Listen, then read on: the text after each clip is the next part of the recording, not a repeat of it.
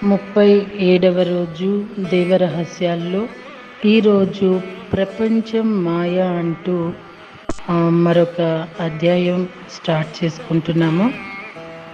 పత్రిజీకి నా హృదయపూర్వక వందనాలు. నేను చాలా విషయాలు చెప్పాను. ప్రతి విషయం వినటానికి అన్నీ బాగానే ఉంటాయి, కానీ ఆ విన్నదాన్ని మననం చేసుకొని నేను ఎలా ఉన్నాను అని చూసుకోవాలి. ఇంకొకరు ఎలా ఉన్నారనేది మనకు అనవసరం, ఎందుకంటే అది ఎవరికి వారు చూసుకోవలసిన విషయం. కాబట్టి అలాగే ప్రతి క్షణం ఈ క్షణం దాకా నన్ను నేను చూసుకుంటూనే ఉన్నాను. నాలో నాకు ఇంకా ఏం కనిపించలేదు. ఇంకా నేను ఏం తెలుసుకోవాలి? సరే, తెలుసుకున్న దానిని నా జీవితంలో నేను ఎలా ఆచరించుకోవాలి? మన శరీరంలో ఓ భావోద్వేగ శరీరం ఉంటుంది. ఆ భావోద్వేగ శరీరం యొక్క తీవ్రతను బట్టి మన మాట మన చేత ఉంటుంది. దానిని బట్టే పరిణామాలు ఉంటాయి. ఆ తీవ్రతను బట్టే మనకి జీవితంలో వచ్చేవి ముప్పులు కానీ మెప్పులు కానీ ఏవైనా సరే మధ్య మార్గంలోకి రావాలి. పూర్తిగా శాంతమూర్తిలా మనం ఉందామనుకున్న ఒక సంఘటన జరిగినప్పుడు మన లోపల ఏవైతే సరికానివి ఉన్నాయో అవన్నీ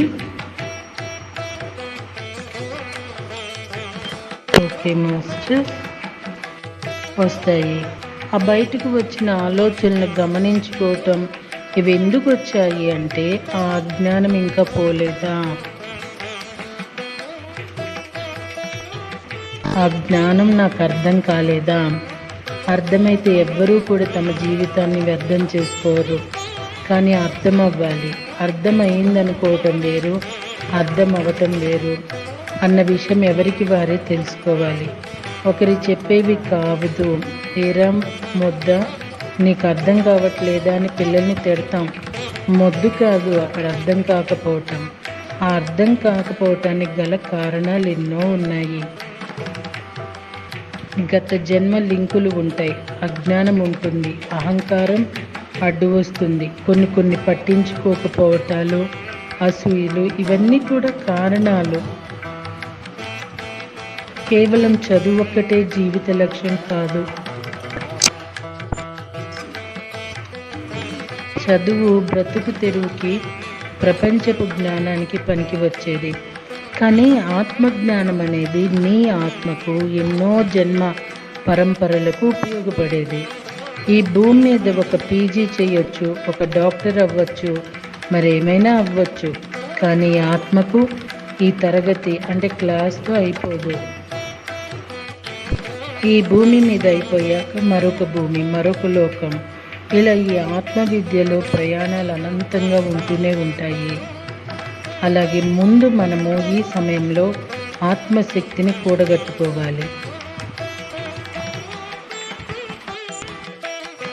ఇక్కడ నేను శ్వాస యొక్క విలువని, శ్వాస యొక్క మొత్తం స్వరూపాన్ని మీకు చెప్పదలుచుకున్నాను. ఎందుకంటే ఈ శ్వాసను గనక గమనించకపోతే ఈ భూమి మీద ఏ మానవుడు మానజాలలేదు. నువ్వు ఆత్మవై ఉండి మనిషిలా మనసుతో జీవిస్తున్నావు. మనసు చేసే పనులు అరకొరగా ఉంటాయి. మనసు లోపల ఒక తృష్ణ ఉంటుంది. దాని కోరికలకి హద్దు అదుపు లేదు. మనసులో 2 విభాగాలు. ఇక్కడ మనసు ఆత్మ ఒక్కటే, కానీ కనెక్షన్ వేరైపోయింది. మనసు బుద్ధితో కలిసి ఉన్నప్పుడు ఆ ఆత్మ తానెవరో తాను తెలుసుకుంటుంది. అది ఇప్పుడు నేను వివరిస్తాను, ఎందుకంటే ఇవన్నీ నేను అనుభవం పొందాను. నాకు ఏదైతే అనుభవం వచ్చిందో, మరి నేను ఏదైతే నా జీవితంలో నేర్చుకోగలిగానో దాన్ని మాత్రమే నేను మీకు చెప్తాను.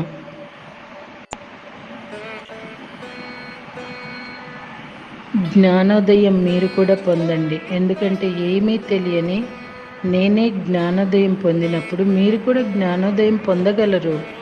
అయితే నేనే దాన్ని సాధించుకోలేనప్పుడు, అనుభవించలేనప్పుడు నేను చెప్పిన వాక్కు సత్యవాక్కు ఎలా అవుతుంది? నాకు అనుభవమైన తర్వాతే మీకు ఆ అనుభవం ఇలా ఉంటుందని నేను తెలియజేస్తున్నాను, అంతే. ఎవరో మహానుభావులు, ఎన్నో ఆత్మానుభవాలు ఉన్నాయి, ఇతర లోకాల అనుభవాలు ఉన్నాయి. ఎన్ని ఉన్నాయో ఎన్నెన్ని ఉన్నాయో, కానీ ఇప్పుడు ప్రస్తుతం ఈ భూమి మీద ఉండే పరిస్థితి ఏమిటి, మనం ఎలా ఉండాలి, ఎలా జీవించాలనేది ముఖ్యమైన విషయం. ఇప్పుడు ఈ క్షణంలో ఏం జరుగుతుంది దాని గురించి ఆలోచించుకోవాలి. అదే విజ్ఞాన శాస్త్రం. ఒకరోజు ధ్యానంలో ఒక దృశ్యం కనిపించింది. భూమంతా గుండ్రంగా గాజుతో చేసినట్లుంది. దాని లోపల అన్ని గీతలుగా చుట్టూ కనబడుతున్నాయి. ఆ గీతల మధ్యలో ఒక బంతి లాంటిది చుట్టూ తిరుగుతూ ఉంది. ఇదేమిటి అనుకున్నాను. అది టైం మిషన్, సమయ యంత్రం అని చెప్పారు. అవునా, ఇదేదో సినిమాలాగా ఉంది అనుకున్నాను. ఈ విషయాన్ని కొట్టిపారేశాం. కానీ మన గతంలోకి వెళ్ళగలం. అంటే గత జన్మలోకి వెళ్ళటం. డాక్టర్ న్యూటన్ గారు ఎంతోమందిని గత జన్మల్లోకి పంపిస్తున్నారు. అంటే నీ గతంలోకి నువ్వు వెళ్ళగలవు. అలాగే భవిష్యత్తులో కూడా మనం వెళ్తున్నాం. భవిష్యత్తు ఎలా ఉంటుంది, భవిష్యత్తులోకి ఎలా వెళ్తామో, ఎప్పుడు వెళ్తామో ప్రస్తుతాన్ని బట్టి భవిష్యత్తు ఉంటుంది. కాబట్టి మరి ముందే భవిష్యత్తులోకి వెళ్ళి ఏం చేస్తాము. నాకు ఆ ఆలోచన వచ్చింది. అసలు ఈ టైం మిషన్ ఏంటి అని అనుకున్నాను.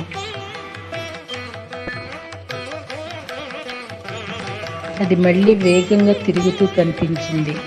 ముందేమో ఒక సమస్థితిలో 12 గంటలు 24 గంటలుగా తిరుగుతూ కనిపించింది. ఆ తర్వాత ఇంకా వేగంగా తిరుగుతోంది. ఇదేంటి ఇంత వేగంగా తిరుగుతోంది, దీని యొక్క అంతరార్థం ఏంటి అని నేను అడిగితే, అప్పుడు పత్రిజీ, అయితే నువ్వు ఈ సమయంలో ఉన్నావా లేక భవిష్యత్తులో ఉన్నావా అన్నారు. నాకు అర్థం కాలేదు. తికమక పడ్డాను. నేనిప్పుడు ఇక్కడే ఉన్నాను కదా, ఈ సమయంలోనే ఉన్నాను. అందరితో పాటు నేను ఉన్నాను. కానీ నేనేమీ ముందుకు వెనక్కు వెళ్ళటం లేదు. అంటే అందరితో పాటు నువ్వు ఉన్నావు నిజమే, కానీ అందరికీ నీకు కూడా తెలియాల్సిన విషయం ఒకటి ఉంది. నువ్వు గతంలో లేవు. గతం గతః, ప్రస్తుతంలో నువ్వు ఉంటున్నావు. అయితే భవిష్యత్తులోకి నువ్వు ఆ వేగంగా వెళ్ళే విధానంలో ఏం మారుతుంది, ఎలా మారుతుంది అని చెప్తున్నానన్నారు. 24 గంటల్లో మనం ఏం చేస్తున్నాము. మీరు ఇప్పుడు భూమి మీద ఉన్నారు. తెల్లవారుతోంది, పొద్దుగుడుతోంది. సమయం ప్రకారం మీ పనులు మీరు చేసుకుంటున్నారు. ఈ క్షణంలో ఉన్నారు. కానీ కాలమానం ప్రకారం భూమి మీద యుగాల, శతాబ్దాల్లో, లక్షల సంవత్సరాల్లో నుంచి, వేల సంవత్సరాల్లో నుంచి, వందల సంవత్సరాల్లో నుంచి ఇప్పుడు ఈ ప్రస్తుతంలో ఉన్న మీరు ఎంత దూరాన ఉన్నారో తెలుసా? 118 సంవత్సరాల ముందున్నారన్నారు. నిర్ఘాంతపోయాను. ఏంటి, నేను 118 సంవత్సరాల ముందున్నానా? ఎలా ఉన్నాను? 118 సంవత్సరాల ముందు అంటే భవిష్యత్తులో ఉన్నాను. అంటే ఇంకో జన్మ తీసుకుంటే కానీ అవ్వదు. అలాంటిది ఇప్పుడే ఈ శరీరంలో ఉండగానే 118 సంవత్సరాల ముందు ఎలా ఉన్నాను? రాత్రి 12 గంటలు, పగలు 12 గంటలు, 24 గంటలు. భూమి తన చుట్టూ తాను తిరగటానికి 24 గంటలు, సూర్యుడి చుట్టూ తిరగటానికి సంవత్సరం. ఒక పగలు, ఒక రాత్రి. ఇవేమీ గతి తప్పలేదే. ఇది గతి తప్పినప్పుడు మేము ముందుకు ఎట్లా పోతామో, భవిష్యత్తులో ఎలా ఉంటామో. ఈ కాలంలో నువ్వు ముందున్నావు అన్నారు.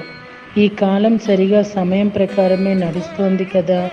సమయంలో ముందెలా ఉన్నామో నాకు అర్థం కాక నేను ఆ విషయం అడిగాను. ముందు ఎలా ఉన్నామంటే, ఎంతో వేగవంతంగా భూమి తన వేగాన్ని మార్చుకుంది. సమయం అలాగే పడుతుంది. పగలు అలాగే కనపడుతుంది. మరి రాత్రి అలాగే కనపడుతుంది. భూమి 5వ పరిధిలోకి వెళ్ళిపోయింది. భూమి ఆ పరిధిలోకి వెళ్ళినప్పుడు ఎన్నో మార్పులు జరిగాయి. ఆ మార్పుల్లో మన అవగాహన శక్తి పెరిగింది. అంతకుముందు ఉన్న మనం వేరు, మరి ఇప్పుడు ఉన్న మనం వేరు. అంటే అంత శక్తి ఎలా పెరిగింది, ఇంత జ్ఞానం ఎలా పెరిగింది, ఇంత లోతుల్లోకి ఎలా వెళ్ళగలిగాము. కొత్త వాళ్ళని ఇలా ధ్యానంలో కూర్చోబెట్టగానే వాళ్ళకు అనుభవాలు వచ్చేస్తున్నాయి. పెద్ద పెద్ద విషయాలు వింటూనే అర్థం చేసుకుంటున్నారు. ఎన్నాళ్ళో ధ్యానం చేస్తే కానీ ఒక విషయం తెలిసేది కాదు.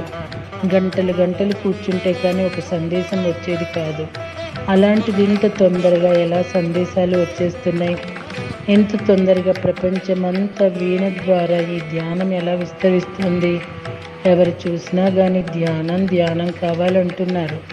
ప్రశ్నలు అడిగేవారు ఎక్కువైపోతున్నారు. తమ జీవితాన్ని నిలబెట్టుకోవాలనుకునే వాళ్ళు తక్కువైపోతున్నారు. దీనంతటికీ కారణం ఏంటంటే ఇక్కడ మన ధ్యానం పెరిగిపోయింది, జ్ఞానం కూడా పెరిగిపోయింది.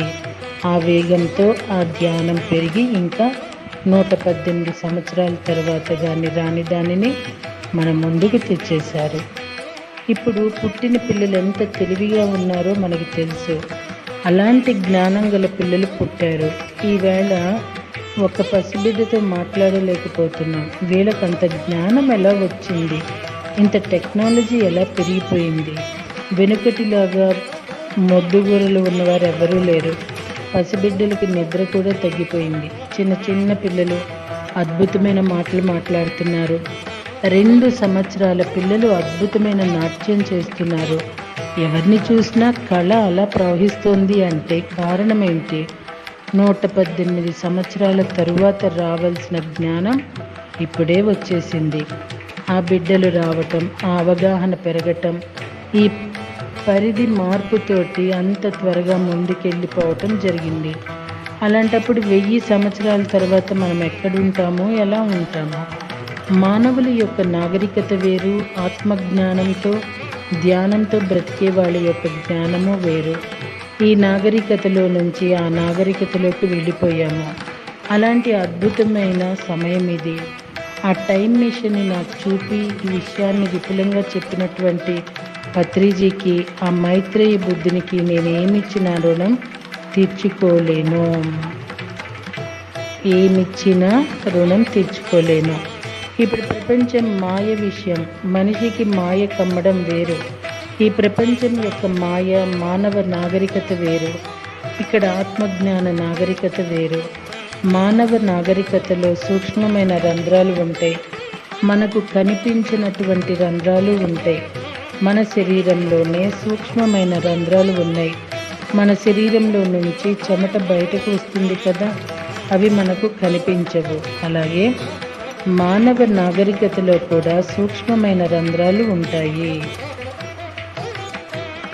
అవి ఎన్నో ఎవరికి తెలుసు? నాగరికత మనిషిలో ఉండటం కాదు, మానవుని యొక్క నాగరికతలో సూక్ష్మమైన రంధ్రాలు ఎన్నో ఎవరికి తెలుసు. ఈ మాయ అనుక్షణం నిన్ను మింగేస్తూ ఉంటుంది. ఇప్పటిదాకా ఎంతో అద్భుతంగా మాట్లాడుతూ ఉంటావు. క్షణంలో ఒక సంఘటన జరిగేటప్పటికి ఎరుక కోల్పోతావు. ఎప్పుడైతే ఆ ఎరుక కోల్పోయి ఆ విషయంలో మునిగిపోతావో, అది ఆలోచించుకోనివ్వకుండా మాయ కమ్మేసినట్లు నిన్ను క్షణాల్లో మింగేస్తుంది. నువ్వెంత గొప్ప జ్ఞాని అయినా ఈ ప్రపంచంలో దేనికి తల ఒగ్గకున్నా, ఎంత జాగ్రత్తగా ఉన్నా నిన్ను మింగేసేది ఆ మాయ ఒక్కటే. పసరు వాసన అనుక్షణం నిన్ను వేధిస్తూ ఉంటుంది. మనిషిలో ఒక పసరు ఉంటుంది. అది దివ్యజ్ఞాన ప్రకాశానికి అడ్డం పడుతూ ఉంటుంది. ఆ పసరేంటో చాలామందికి తెలీదు. మాడు దగ్గర తలలో పసరు పేరుకుంటుంది. తలకు విషం ఎక్కింది, పసరు పట్టిందని ఆయుర్వేద వైద్యులు చెప్తారు. వాటికి అనేకమైన మందులు వాడేవారు. అది భౌతికమైన పసరు. కానీ ఈ పసరు ఏంటంటే నీ అజ్ఞానపు సారం, నీ సరికాని గుణాలు, నీ కర్మ యొక్క సారం. ఒక మనిషి యొక్క నీడ తన వెంటే ఎలా ఉంటుందో ఆ సారం కూడా పసరులాగా మనసుకు అడ్డం పడుతుంది. అడ్డం పడి ఆ పసరు నిన్ను అనుక్షణం వేధిస్తుంది.